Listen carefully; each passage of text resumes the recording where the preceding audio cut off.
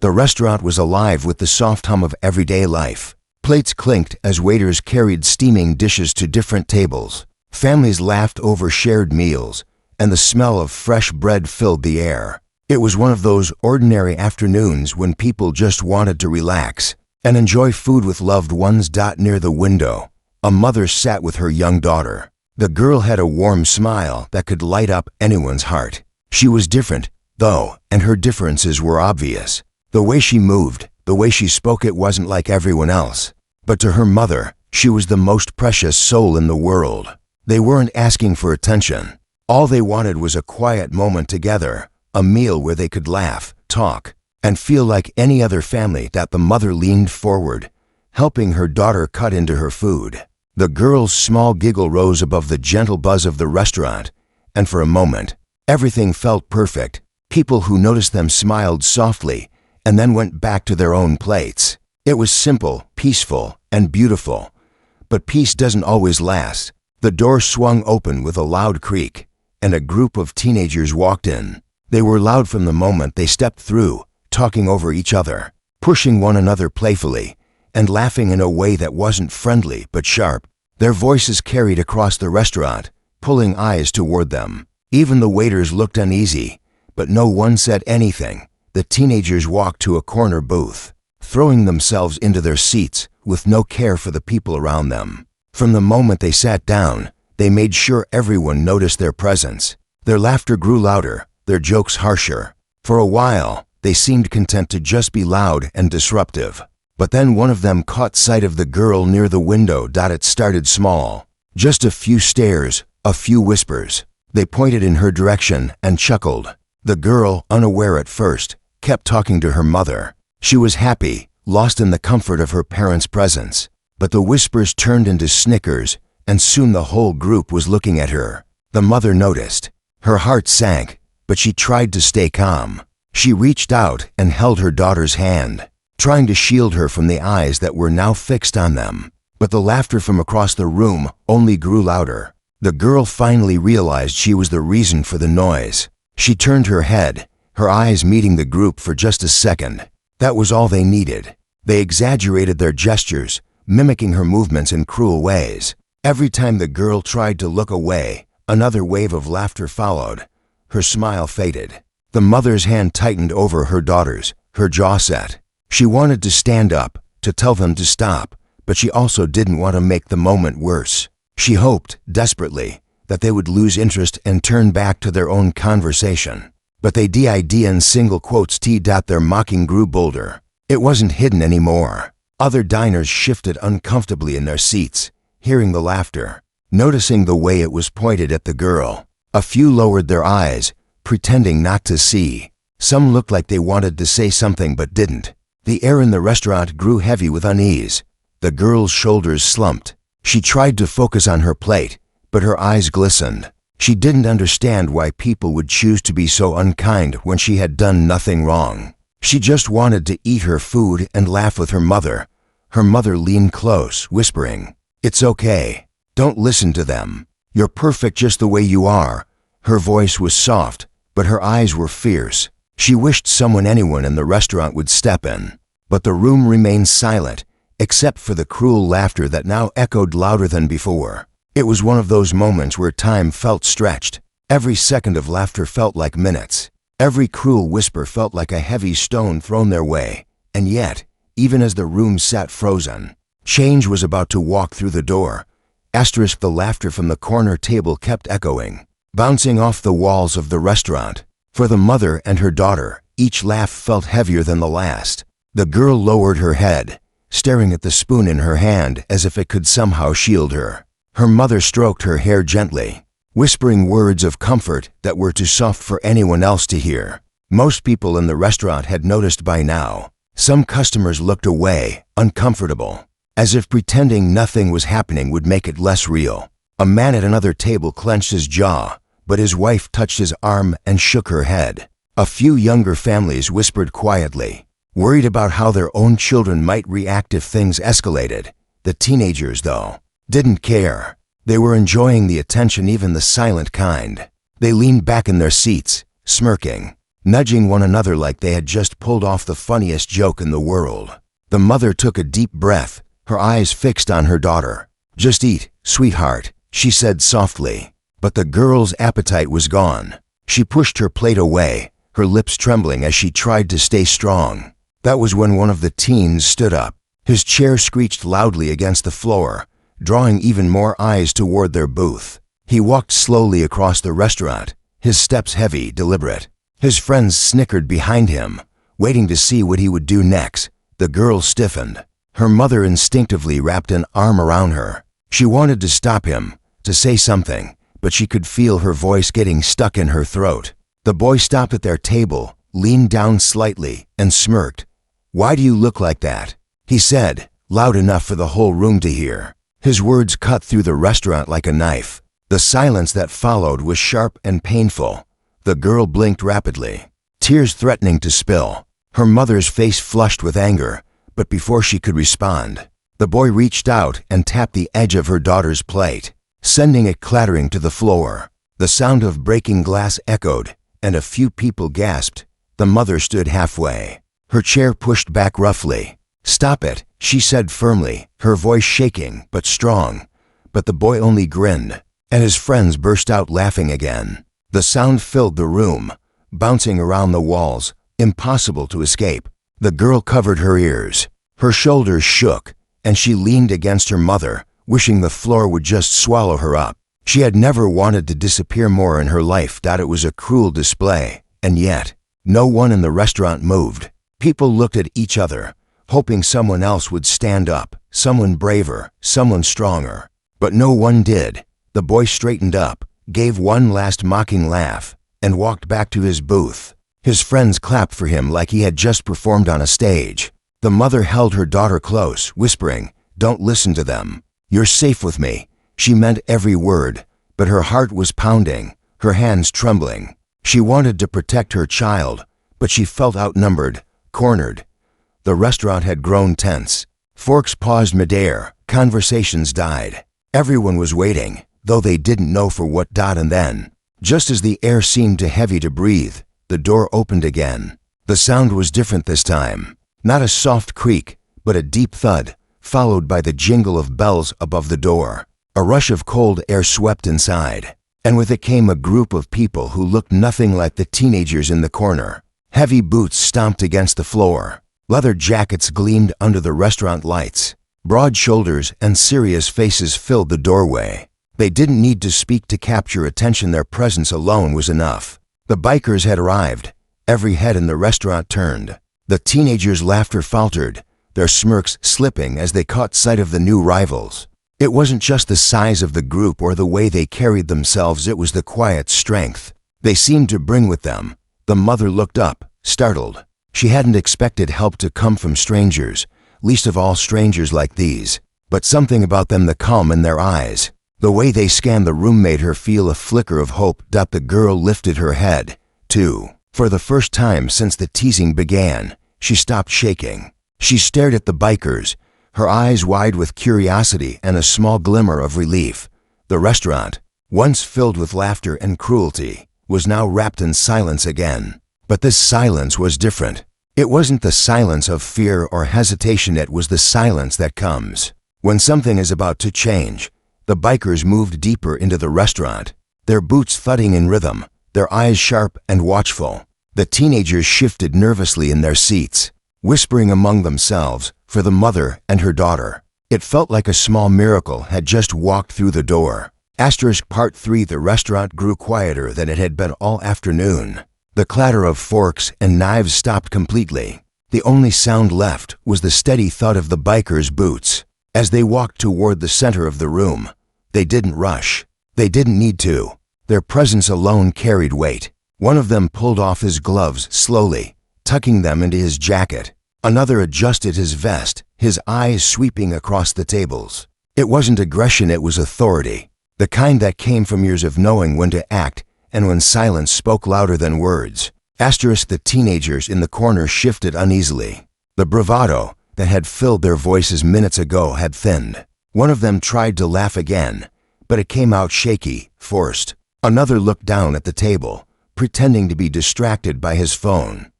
The bikers stopped not far from the mother and daughter. The leader, a tall man with a calm but firm gaze, looked at the little girl. She still sat pressed against her mother, her small hands clutching the edge of her mother's sleeve. Her eyes, red from holding back tears, met his, and in that moment, something unspoken passed between them. She didn't know him. He didn't know her, but she could sense he was safe, that he was someone who would stand where others hadn't. The leader's voice broke the silence, deep, steady, and clear.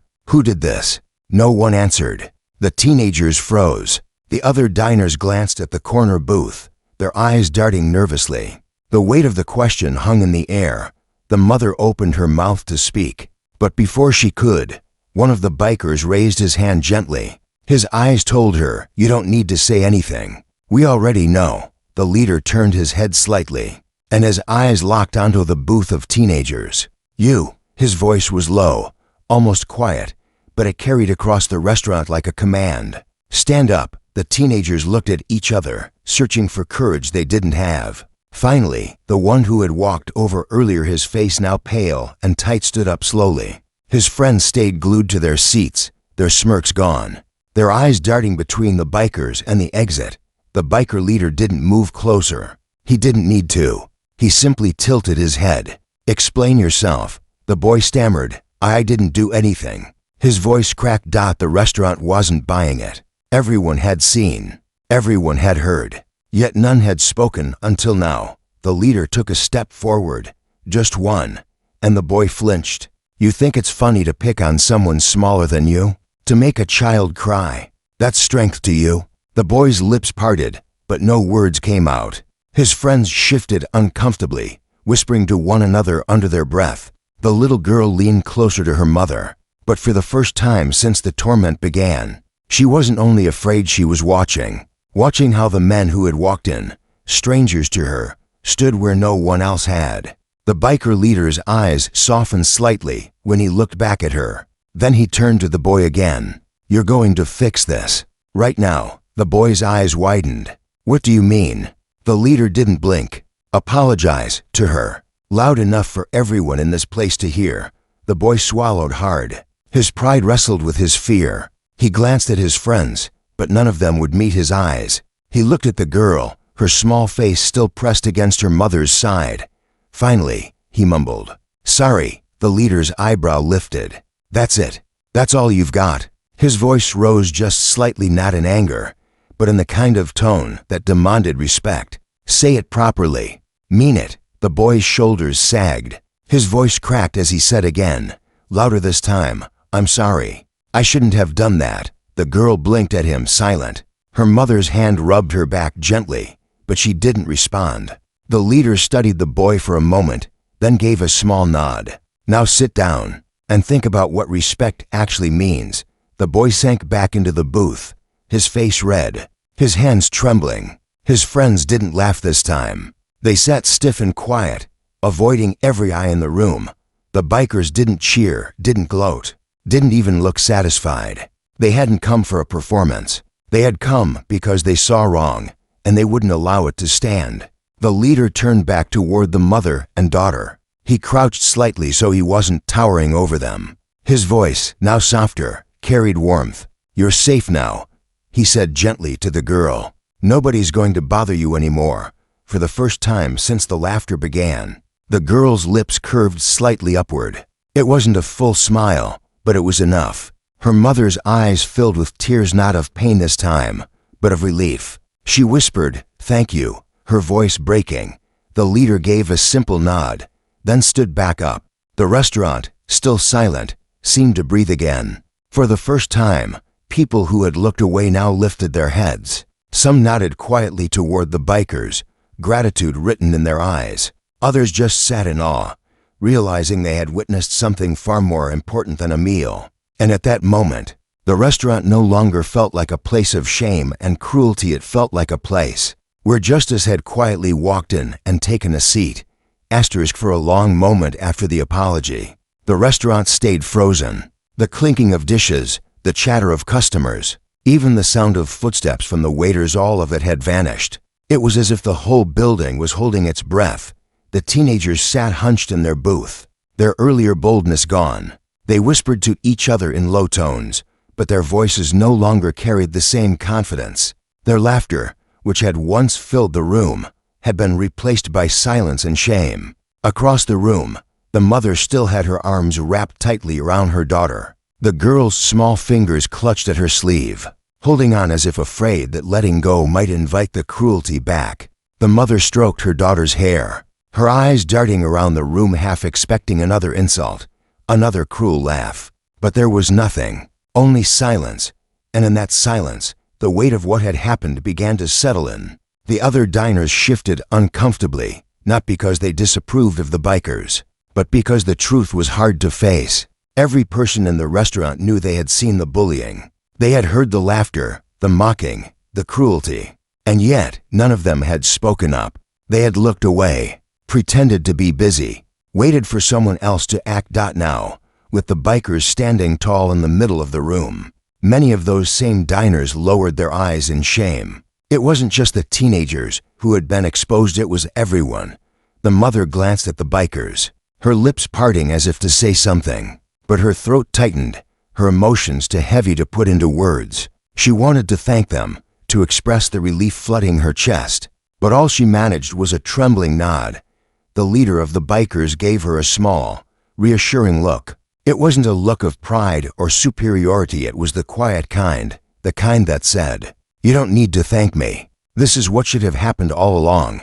The little girl peeked up from her mother's arms. Her face was still damp with tears, but her wide eyes had changed. Where there had been only fear a moment ago, there was now curiosity. She looked at the bikers not with the terror she had shown the bullies, but with something closer to wonder. Her lips moved, forming a quiet whisper only her mother could hear. "They're like heroes." The mother's eyes filled again, and she kissed her daughter's forehead. "Yes, sweetheart," she whispered back. "They are." The waiters stood near the kitchen doors, watching quietly. One of them gripped a tray so tightly his knuckles turned white. He, like everyone else, had wanted to step in earlier, but hadn't. And now, as he looked at the girl and her mother, he felt the sting of regret. At one of the nearby tables, an elderly couple exchanged glances. The woman shook her head slowly, her eyes glistening. The man sighed, his lips pressed into a thin line. They, too, had seen everything. They, too, had done nothing. The bikers didn't say much after that first confrontation. They weren't here to make speeches or claim attention. They simply stood their ground, their presence alone enough to keep the bullies quiet.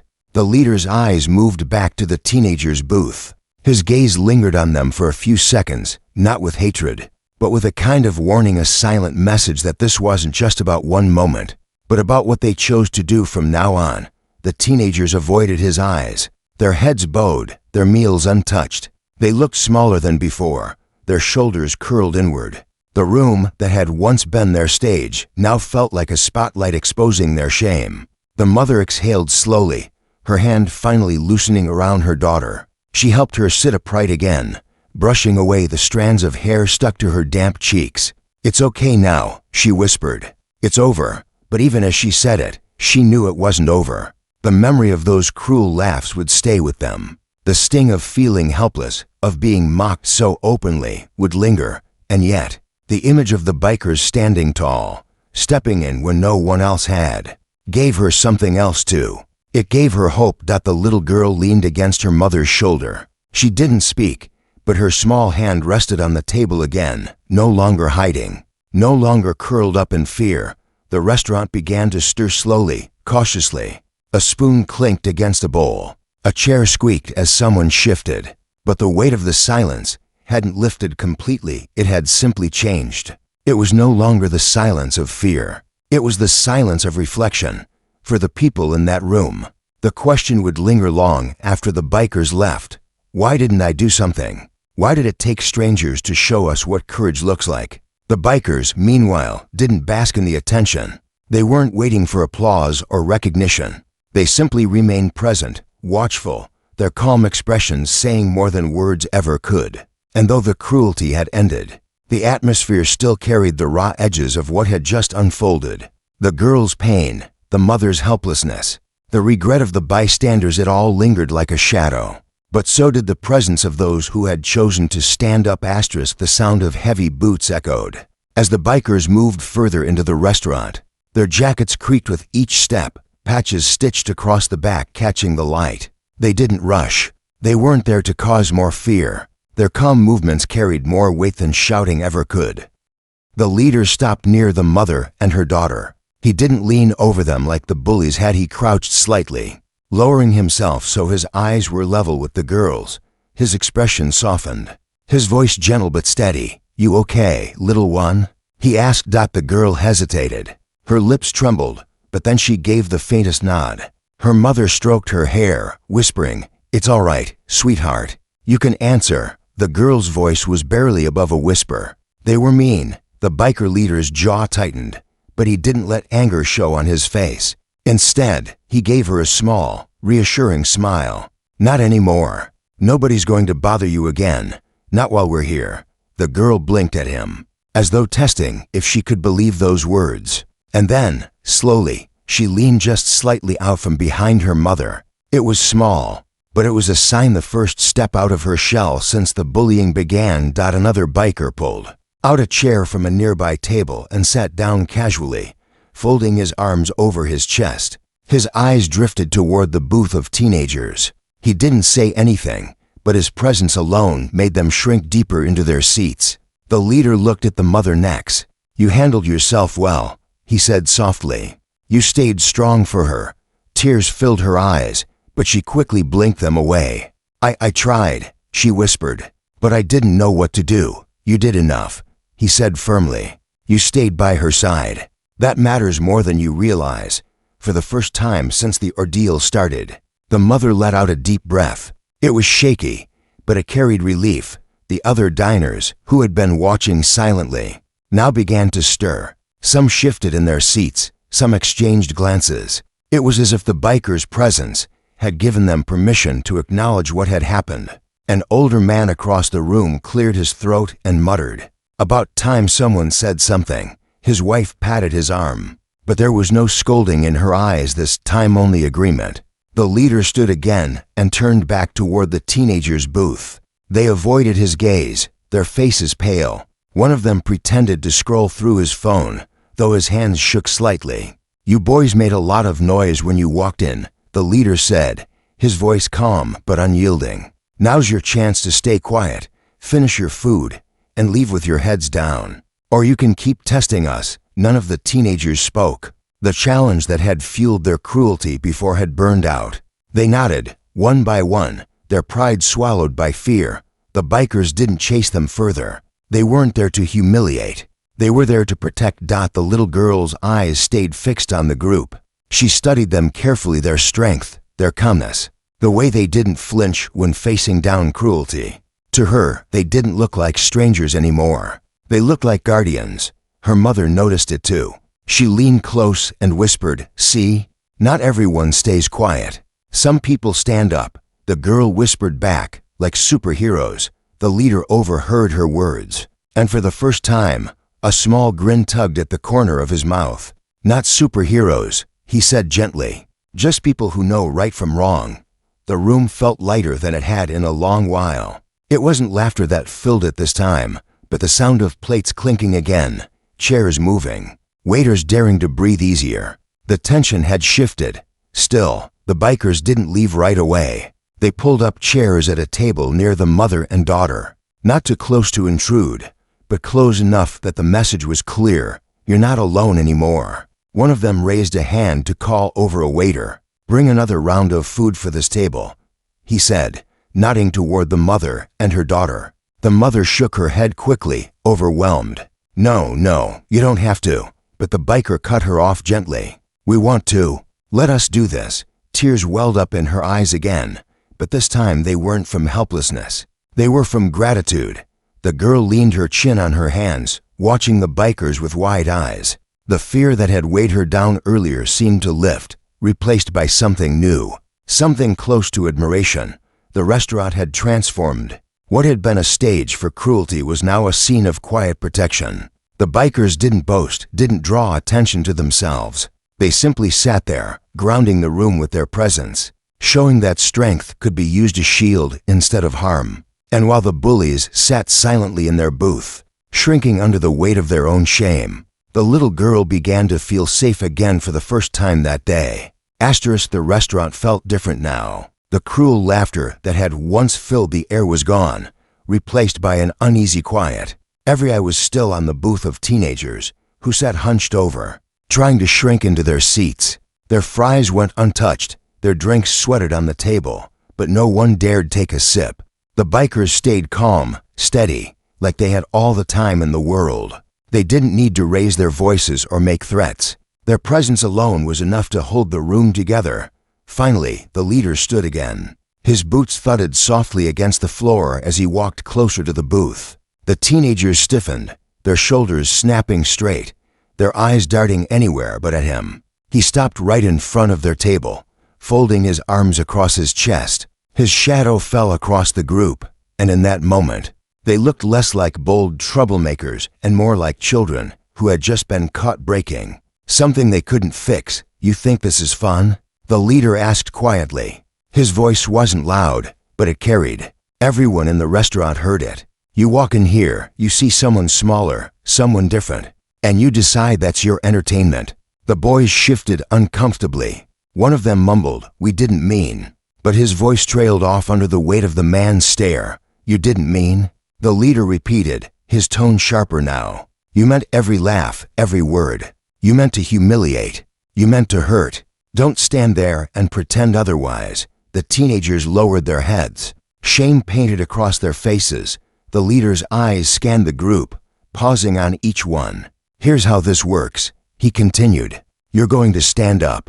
You're going to walk over there. And you're going to apologize properly. Not mumbled, not whispered. Loud enough for everyone here to hear you mean it." Silence followed. One of the boys' hands fidgeted on the edge of the table, his leg bouncing nervously under his chair. Another cleared his throat, but no words came out. The leader leaned in slightly, his voice dropping lower, steadier. "If you've got the courage to tear someone down, you better find the courage to stand up and make it right." The challenge hung in the air. The boys glanced at each other, hoping one of them would lead. Finally, the same boy who had mocked the girl earlier pushed himself out of the booth. His legs shook slightly, but he stood. His friends followed reluctantly, forming a shaky line behind him. The restaurant went silent again. All eyes followed them as they walked, heads bowed, toward the mother and daughter. The little girl gripped her mother's sleeve tightly, her heart racing. She didn't know what they would say. Her mother wrapped an arm around her protectively, ready to shield her again if needed. The first boy stopped in front of their table. His voice cracked as he spoke. I'm sorry. I shouldn't have done that. It was wrong." He swallowed hard, his eyes darting nervously to the bikers behind him. The others followed, each mumbling their own apology, some louder than others, but all of them carried the same heavy tone of shame. The mother kept her eyes on them, her face unreadable. She didn't respond, but the strength in her silence said more than words could. The girl, still small and fragile, nodded slowly. It wasn't forgiveness, it was acknowledgement. The leader gave a single nod. "Now leave," he said firmly. The boys didn't hesitate. They turned quickly, heading for the door with their shoulders hunched. Their sneakers squeaked against the floor, their laughter long gone. When the door swung shut behind them, the air seemed to clear. For the first time since the ordeal began, the restaurant let out a collective exhale. Chairs shifted, forks clinked again. Whispers spread across the room, not whispers of cruelty this time, but of relief. The bikers didn't smile, didn't boast. They simply stood together, quiet pillars of strength.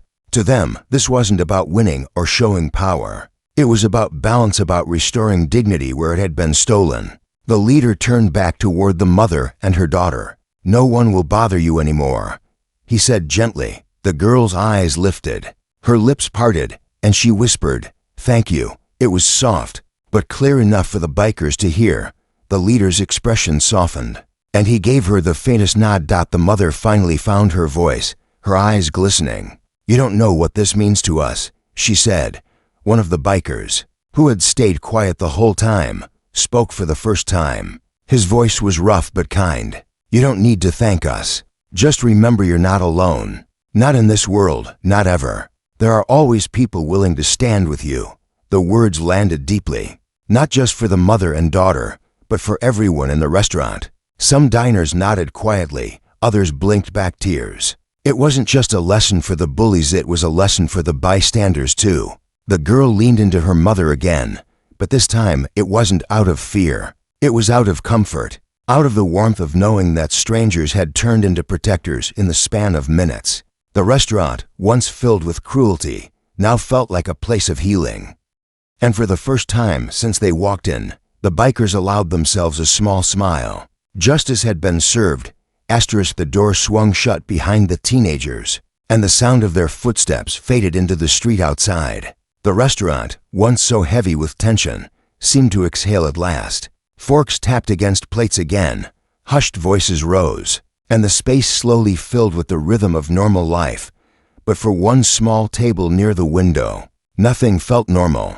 Not yet.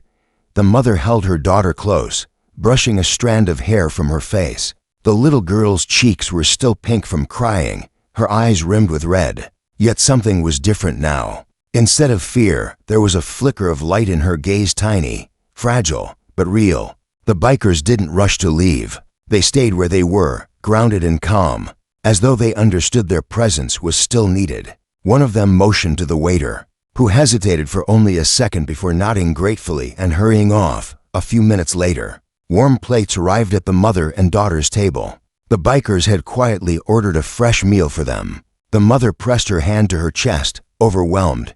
"You didn't have to," she began. But the leader stopped her gently with a small shake of his head. "We wanted to. Let her remember this meal as something good."